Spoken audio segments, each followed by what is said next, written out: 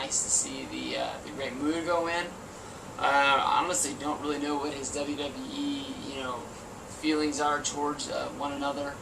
I don't think they've ever really worked together. When Ultimate Dragon was here, that really didn't work out well, but I don't think it ended bad.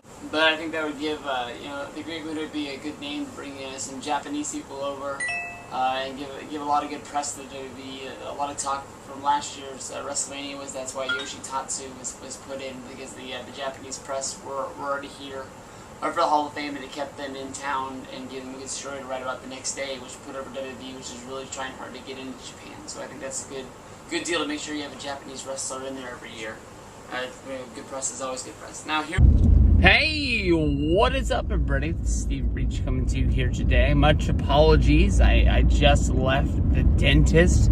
I've got a mouthful of Novocaine as we're making this video here. But I made a video probably about a few weeks ago talking about the fact that WWE, they hadn't sold tickets to the WWE Hall of Fame. They hadn't really announced anybody that was going to be going into the Hall of Fame. I thought maybe the Hall of Fame would be going on some sort of like a hiatus, where basically they were going to be stepping aside and maybe collecting a bigger pool of names to be able to be putting guys into the Hall of Fame rather than just putting guys in there that really didn't deserve it. I ended up coming with a list of names that I thought maybe could have added to the WWE Hall of Fame. Batista, Demolition, Victoria, Lex Luger, Psycho Sid. Those are the names that really I thought of that really could help the Hall of Fame for this class. But WWE, it seems they're going to be taping the WWE Hall of Fame on the Go Home episode of SmackDown. I'm thinking that'll be filmed in the Los Angeles area, since that happens on Friday, and then WrestleMania ends up happening the next day on Saturday. But it's going to be a 2-for-1 show, where basically they're just going to be filming the Hall of Fame right after SmackDown. Maybe that means they'll be using the ring, much like they did when the Hart Foundation went in the Hall of Fame. I guess that would be 35 in New York. I remember that's the one where the fan jumped the barricade and ran after and attacked Bret Hart for that split second before a lot of the wrestlers getting some shots in on the fan. That I don't think it ever really came out why he did what he did. The first nominee that is going to be named for the Hall of Fame is the Great Muta. This one, honestly, is a little bit of a surprise, because the Great Muta has never worked with WWE, for WWE. They worked together at the very end. Shinsuke Nakamura went over and wrestled an event around New Year's, where it was Nakamura against Muta, and I think days later, TNA sent Darby Allin and Sting over for a last match, which might end up being the Great Muta's last match. And people said that match went off, honestly, really well. Sting going over there is probably, when it comes to the Great Muta, one of the most known feuds that he had. That was the first time that I ever really noticed who he was. I'll tell you that when it comes to the Great Muta,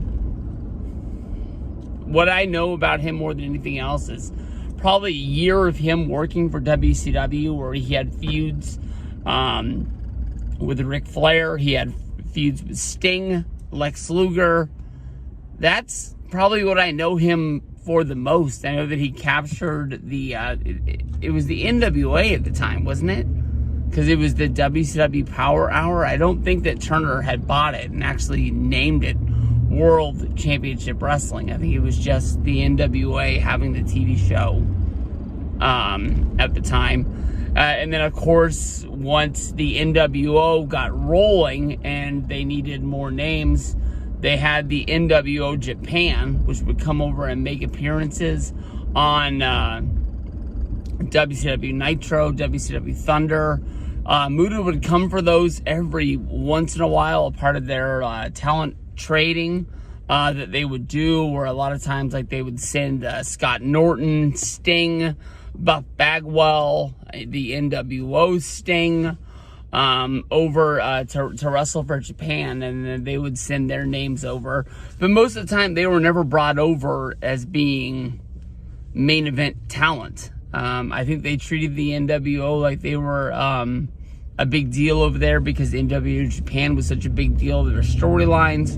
But it was never like when Chono and the Great Muta came over, they did really anything other than like kind of enhancement matches on Nitro, or just, you know, walked out with the group to show that there was power in numbers. That was really the only thing that I ever really noticed. I don't remember him ever, the Great Muta ever wrestling for the tag titles at the time or the TV title. They just kind of had him to have him. It was basically just about it. But you know, it is well known that he is quite possibly one of the greatest wrestlers in the world all time. The things that he did, you know, transformed the sport to what we know it as of today. The thing that is coming out as of now is that it seems that the reins are being handed over to Triple H, and he is in charge of inducting the people into the Hall of Fame. He's kind of the guy picking the guys that are going to be going in there. Triple H, I think we all know from you know, the years of watching wrestling, watching him wrestle, the things he took from wrestlers. It was on the documentary that came out roughly well over 10 years ago. I know it's on DVD and Blu-ray, so it means that probably came out before like 2012, 2013. I know it starts with Thy, T-H-Y, but I don't remember the whole name of it. But, you know, it shows him hitting moves and showing it directly at the same time, like him hitting the spine buster with Arn Anderson, where he just kind of like, you know, was taking things from people. He did the same move and started Harley Race and things like that. But I think Triple H, you know, putting the guys that he knows that he's going to be in there means that, you know, the WWE Hall of Fame is in good hands, and we should be getting some names that we, you know, deserve to have, and then we should also be getting some names that you're kind of like, oh, I guess so.